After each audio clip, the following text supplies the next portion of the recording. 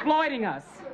George exploiting you? Certainly, he's using us to get to the Howards. We're nothing but his token zebra couple. Let's go, Helen. Welcome to MsMojo, and today we're counting down our picks for the top 10 70s shows that properly handled serious topics. For you, Maud, for me, in the privacy of our own lives, you're doing the right thing. For this list, we'll be ranking the 1970s television programs that were remarkably prescient or even-handed within their writing or themes. Which of these shows is your favorite? Let us know in the comments. Number 10. Good Times.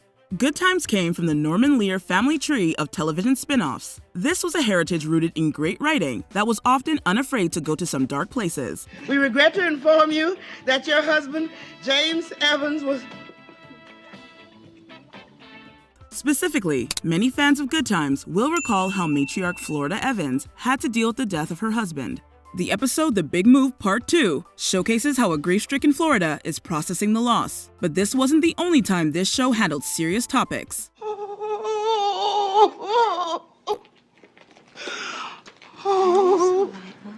The Season 2 premiere, Florida Flips, displays how a stressed-out Florida seeks a women's support group in order to deal with her mental health. Good Times is well remembered by TV fans today for the charm and nuance of characters like Florida, and these episodes still hold up today. James, I don't want to walk ahead of you, but I don't want to walk behind you either. Number 9. Police Story. The 1970s were in no shortage of quality television cops or procedurals. Police Story was something different, however, having been created by an actual former police officer, Joseph Wambaugh. I had to shoot.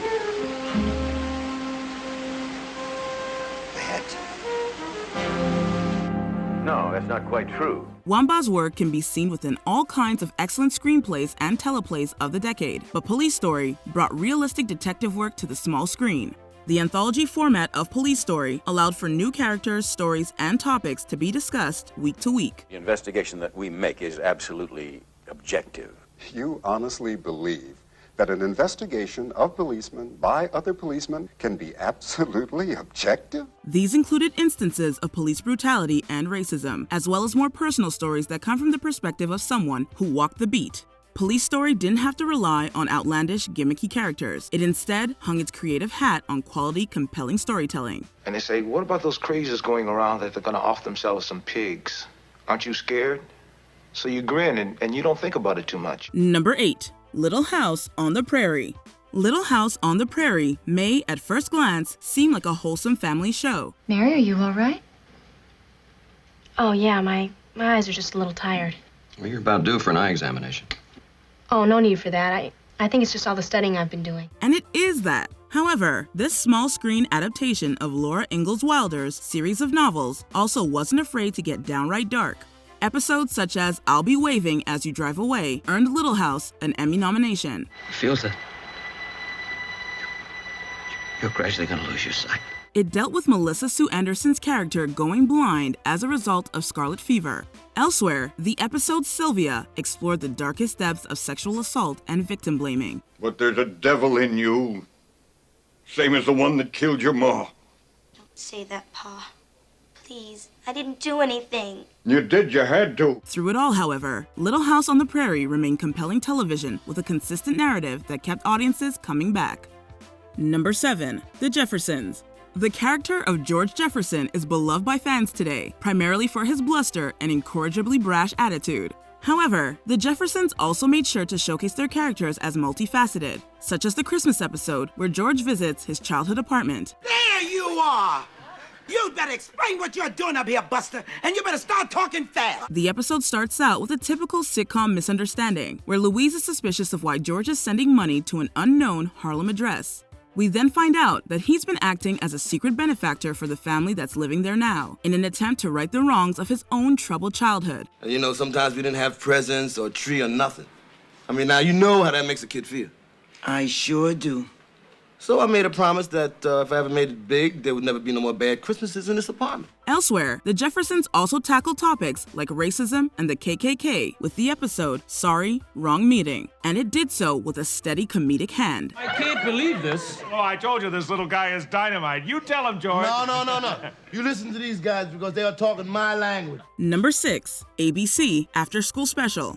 The ABC After School Special was more than just a 70s show. It was an institution that ran for 25 years. He thinks boys and girls shouldn't play in sports together. Mine thinks that too, but he's letting me play anyway. Probably because you're as good as Sharon. He said he wouldn't want a girl showing him up. This was the sort of anthology that attempted to discuss serious topics with kids and teenagers without talking down to them. Granted, each after-school special was different and could often vary wildly in tone, but there are a number of episodes that remain compelling for all ages. Nice kid, quiet, plays classical violin. Oh, really?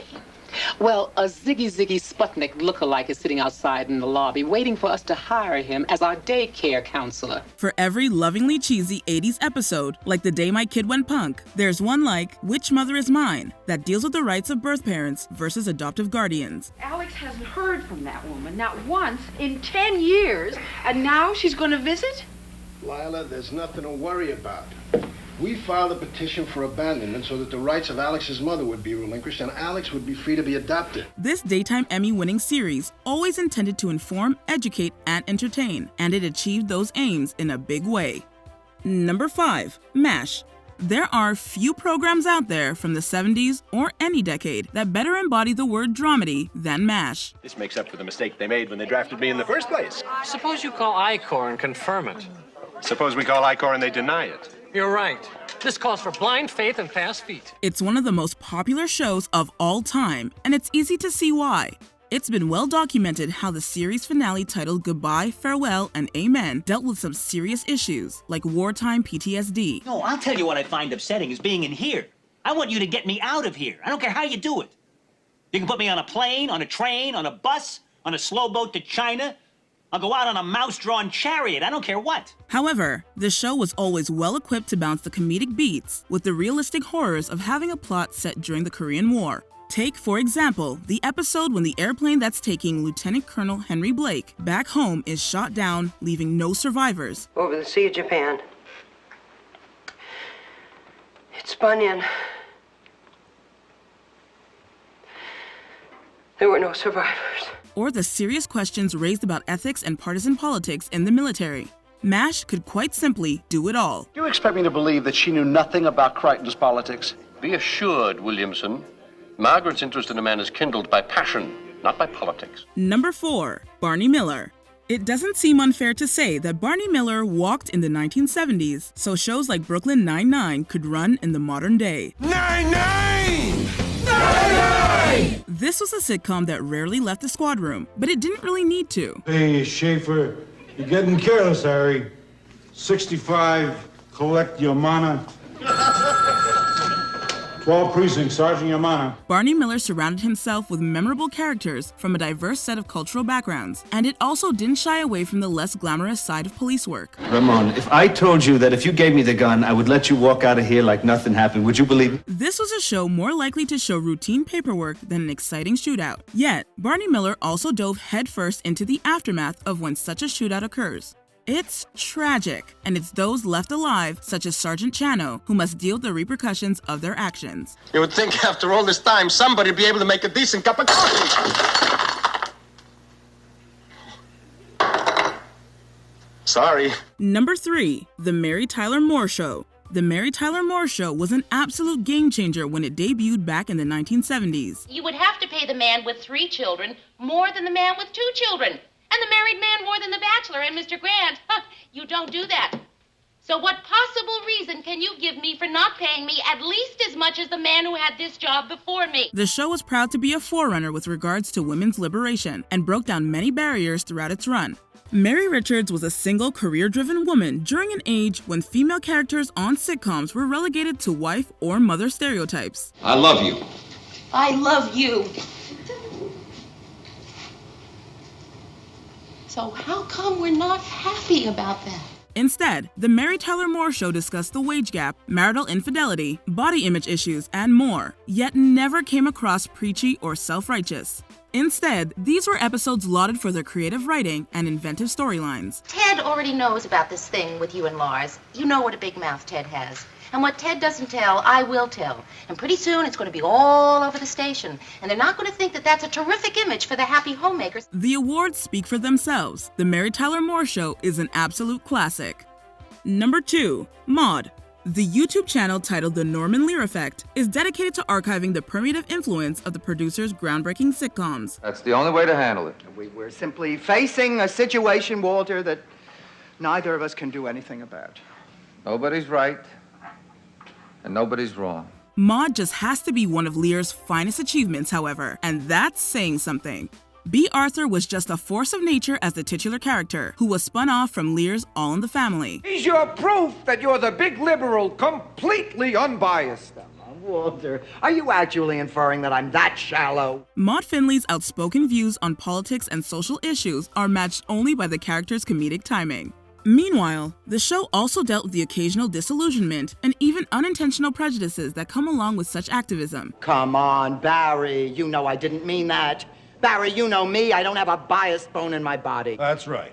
They're all in your head. Additionally, hot-button topics like reproductive rights weren't shied away from, but rather tackled head-on, with a generational sense of gravitas. For you, Maud, for me, in the privacy of our own lives, you're doing the right thing. Before we unveil our top pick, here are a few honorable mentions. Taxi, Existentialism, Melancholy, and Great Laughs. Every time you go into the ring, you have 2 lives that you put on the line. I need time to think about this one. You don't have time. Damn it, Alex, who invited you anyway? Laverne and Shirley, Laverne's Love and Loss. Then the wind picked up out of no place, and the roof collapsed. And everybody was running around and yelling. The burn, Randy's dead. WKRP in Cincinnati, a concert tragedy. People are gathering over at Fountain Square with candlelight in remembrance of friends lost in the night. Be there, okay? Lou Grant, a Mary Tyler Moore Show spinoff, swings for the fences. Gorgeous. You see my byline this morning? Hey, I'm talking to you. Oh, I'm sorry. When you said gorgeous, I thought you were talking to yourself. Before we continue, be sure to subscribe to our channel and ring the bell to get notified about our latest videos. You have the option to be notified for occasional videos or all of them. If you're on your phone, make sure you go into your settings and switch on notifications. Number 1, All in the Family.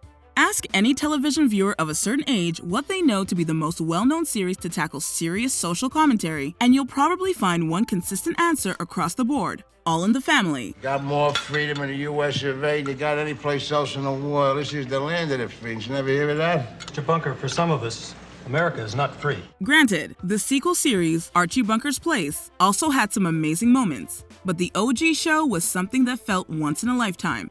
All in the Family was a perfect storm of casting, storylines, performances, and writing that turned an adaptation of a UK series into an absolute American classic. It's probably easier to reference All in the Family episodes that didn't court controversy, rather than the other way around, because pushing buttons was this show's bread and butter. Gloria lost the baby. What are you talking about? What do you mean by that? But the doctor says she's gonna be fine.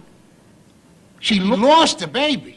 Yes, Archie. The war in Vietnam, racism, public assistance, family trauma, the Bunker family covered it all. You see the data, they're giving women the same pay as men and giving women the same jobs. Where the hell is it all going to end? What are you going to say when a woman is managing the Mets? I'll say we have equality, right? Right. Do you agree with our picks? Check out this other recent clip from MsMojo. And be sure to subscribe and ring the bell to be notified about our latest videos.